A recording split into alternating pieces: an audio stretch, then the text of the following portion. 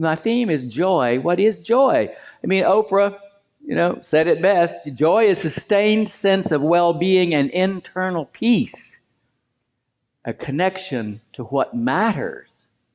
You see, and the boy in the song lost that connection with what mattered to him. So he has this terrible life of, trying to survive in this rat race world. Joy is a deep sense of fulfillment. It lets us know we don't need anything because we know that all our needs are met. See, Joseph Campbell put it better than anyone I've ever heard. After I'd studied ministry, I was in school 9 different years at Agape International Spiritual Center, and trying to find out, well, what is, let's break down every religion and do all of this. And Joseph Campbell already did it, and he said, God is a metaphor for a mystery that transcends every category of human thought. And I thought, now you tell me. I've spent all these years and all this money getting this license to be a minister. And that's what I was looking for. What is God? What is God? It's, it's unique. It depends on our own personal relationship with that mystery that we can't explain. And when we lose sight of that, we don't have our joy. We don't have any joy in our life when we lose that connection. There's a song from an old musical, Kander and Ebb musical, called Flora and the Red Menace. And it's called A Quiet Thing. And it says, when it all comes true just the way you'd planned, it's a funny thing, the bells don't ring. It's a quiet thing. When you hold the world in your trembling hand, you think you'd hear a choir sing, but it's a quiet thing. There's no exploding fireworks. Where are the roaming crowds? There's maybe strange new atmosphere in these clouds, but happiness comes on tiptoe. Well, what do you know? It's a quiet thing. And that's what joy is. It's not the, I won the lottery kind of feeling. It's, it's that knowingness, that connection to that mystery that we call God. And I wake up in the morning with, a song title, a play title, something, a lyric from a song or something in my head. And that's God telling me, here's your topic, here's your, or I was working on the theme of joy, and I woke up, here come to judge, here come to judge. And I thought, where did that come from? And I remembered Sammy Davis Jr. when I was a kid on TV in the program called Laugh In. If any of you folks are as old as I am, you may remember that show. But he had this thing that he would do, Here Come to Judge, and I looked it up and I referenced it, and he actually was doing a takeoff on another comedian and songwriter's skit of this Here Come to Judge, who was called Pigmeat Markham, and he was a black comedian, songwriter, singer, dancer, and he performed on the Chitlin Circuit, which I'd never heard of. The Chitlin Circuit was the black vaudeville in the 20s and 30s, because vaudeville, they didn't have cell phones, they didn't have TV, so they had these vaudeville theaters in all the cities around the country, and performers would tour around, and the black people couldn't go to those because, they were living at a terrible time in our country when we had segregation. And so Pigmeat Markham, and he took the name Pigmeat from another skit that he did. But Sammy Davis Jr. made this popular and made it known, and that's where the Here Come to Judge came from. But the reason it came to me, I realized, was because joy is, the acronym for that is Judge Only You. And you cannot experience joy when you're in judgment of one of your fellows, a friend, a family member, whomever it is. It doesn't matter. And from the Christian tradition, we know that in Matthew chapter 7, verse 1 through 8, Jesus says, judge not lest you be judged. Do not judge, or you too will be judged. For in the same way you judge others, you will be judged. And with the measure you use, it will be measured to you. So, that old adage, when you point at somebody, you got 3 fingers pointing back at you. So if you're only judging yourself, and by that I don't mean the negative connotation to judgment, but I mean simply looking at, why do I feel this way? When I hear somebody say something, why does it make these feelings come up? Maybe I can unravel that rather than saying, how dare you say that to me? Because when we get that reaction to anything, it's telling us there's something that we need to look at in here, in our own experience. So, and Matthew was the disciple that represents the will faculty in people, because Matthew was the guy who was the tax collector that everybody hated, and he was the 2,000 year ago IRS guy. But he gave up his wealth and all of his money to become a follower of Jesus, and that's why he's considered, in the metaphysical sense, the metaphysical Bible tells us that's the meaning, of Matthew in his gospel.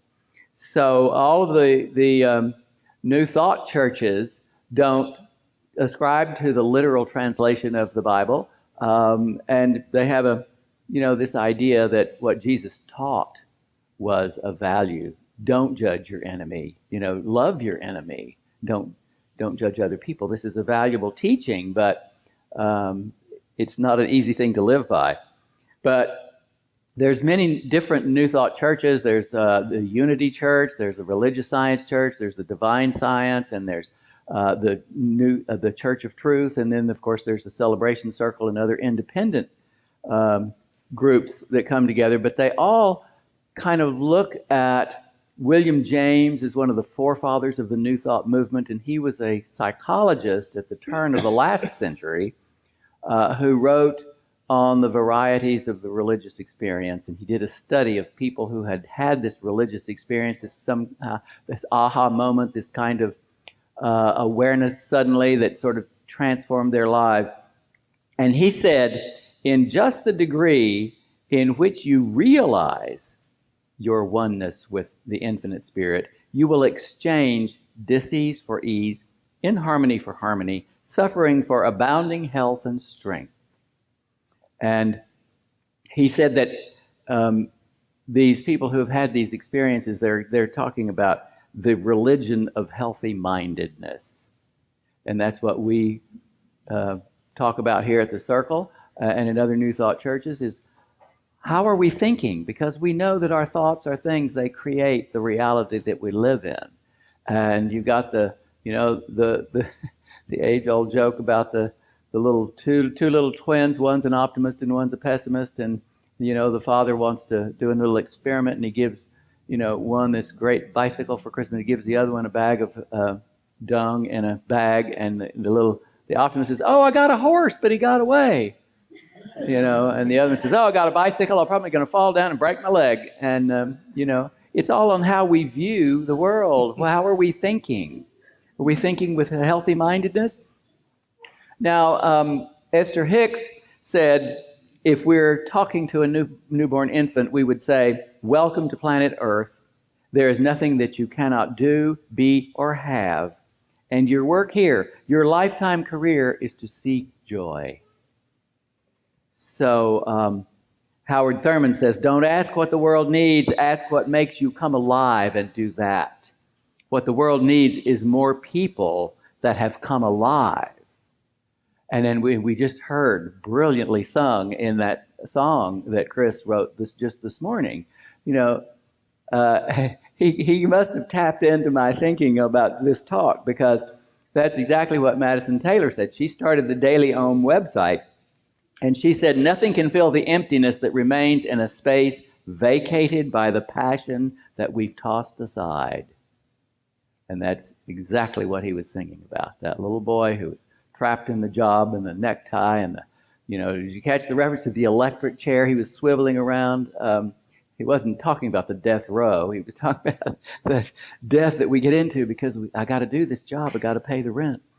But there's times in life when we're committed to pursuing our passion, and every molecule of our body is focused on doing what we love. And then there's times that necessity and responsibility dictate that we have our dreams put aside so we can, pay the rent and, provide for our kids. But it's during these moments we forget what we love. And then there's other reasons why we may want to leave that passion behind, because the thing that's very sad when you forget about what you love can be a form of self-sabotage. Because if you forget about your dreams, then you never have to risk failure.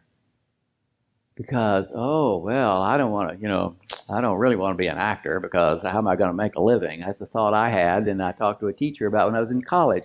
I have to get a teaching certificate so I can have security. And there is no such thing as security. We may have the big earthquake right here. Well, this is not L.A. anymore. I now live in San Antonio. But, there was a tornado that landed just a couple of miles from my house a couple of months ago when we had that big storm that came through here. We don't know anything other than this moment. So we want to take our time, our energy, to focus on that realization that, yes, I am one with His infinite intelligence. And we can experience that joy. I was walking down the sidewalk the other day, and there's in my neighborhood, and there's this huge oak tree, and I love trees. I always have. We had oak trees in our front yard. I grew up in Aransas Pass, and I climbed the trees. I was always climbing trees.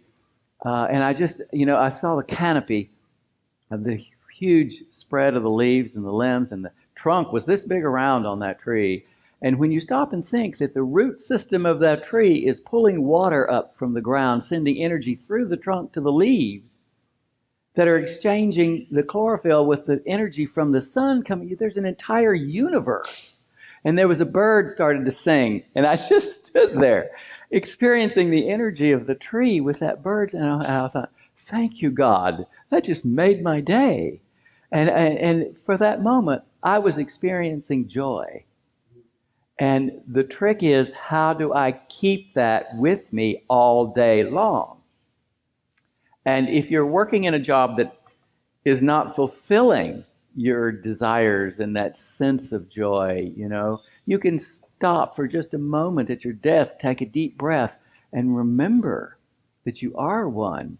And you may have an opportunity all of a sudden to do something that lifts your spirit to help someone else. There may be a coworker somewhere that's having a terrible time that you can just say, you want to talk about it? And give them an opportunity. And that lifts you. So, this whole idea of setting our thing aside, we want to bring that back into our life. You can still work at a job and follow your passion and do something that brings you that joy. Don't give that up. You can't neglect your commitments for what you love. You can do them together. But you don't want to forget that because it leaves a part of you dead. So it's just spiritual joy gives us the strength. It doesn't take it away. It doesn't provoke reaction, but it leaves behind a wave of energy and courage that often feels the relief itself. So we got to let go of our ego-centered pleasures that tend to separate us from others and to make us forget the entire world, focusing instead on our own little personal satisfaction. Spiritual joy is by its nature expansive. It renders us more loving, more compassionate, and inspires us with a desire to help others participate in our joy.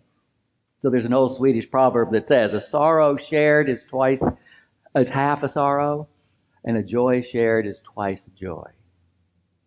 So Pierre Teilhard de Chardin said that joy is the infallible sign of the presence of God.